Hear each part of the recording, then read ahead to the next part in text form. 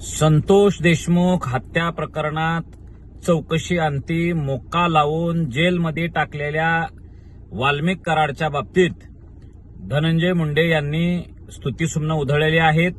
धनंजय मुंडे यांनी वाल्मिक कराडांची उणीव त्यांना जाणवते आहे असं त्यांनी भाषणात सांगितलं काल. आणि असं त्या भाषणातून दिसत होतं की वाल्मिक कराड जे काही करत होता ते सगळ्या गोष्टी धनंजय मुंडे यांच्या सांगण्यावरूनच करत होता. हे काल पुन्हा एकदा सिद्ध झालेलं आहे. आणि म्हणून माझी अशी मागणी आहे की वाल्मिक कराड सोबत मुख्य आरोपी म्हणून धनंजय मुंडे यांच्यावर सुद्धा मोक्का लावावा आणि धनंजय मुंडे यांना जेलमध्ये टाकावं. कारण बीडमधल्या सगळ्या आकांचा आका जर कोण असेल तर तो धनंजय मुंडेच आहे असं मी गेल्या एक वर्षभरापासून सांगतोय. आणि ते कालच्या त्यांच्याच भाषणानं सिद्ध झालेलं आहे. आणि माझी सरकारला देवेंद्र फडणवीस साहेबांना विनंती आहे की महाराष्ट्रातल्या नव्या पद्धतीनं समोर येत असलेल्या गुन्हेगारी प्रवृत्तीला जर आळा घालायचा असेल तर धनंजय मुंडे सारख्या नालायक लोकप्रतिनिधीला आपण जेलमध्ये टाकायला पाहिजे, मोक्यामध्ये आतमध्ये करायला पाहिजे.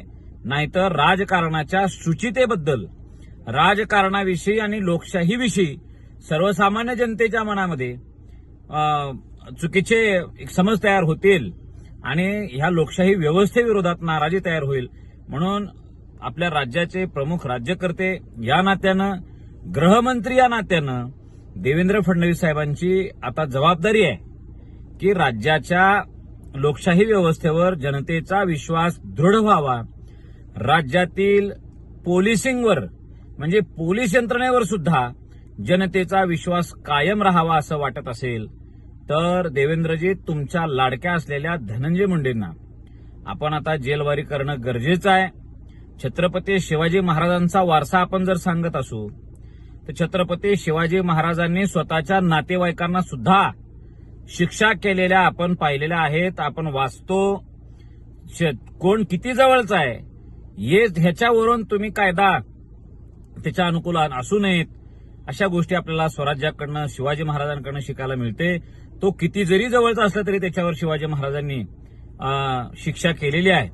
तो मित्र असेल, नातेवाईक असेल, काही असू द्या.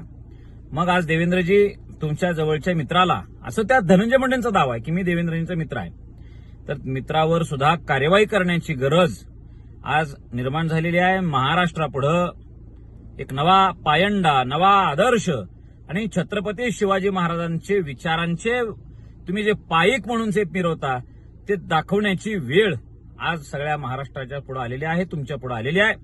आणि जनतेचा विश्वास तुम्ही सार्थकी करा अशी तुम्हाला विनंती आहे.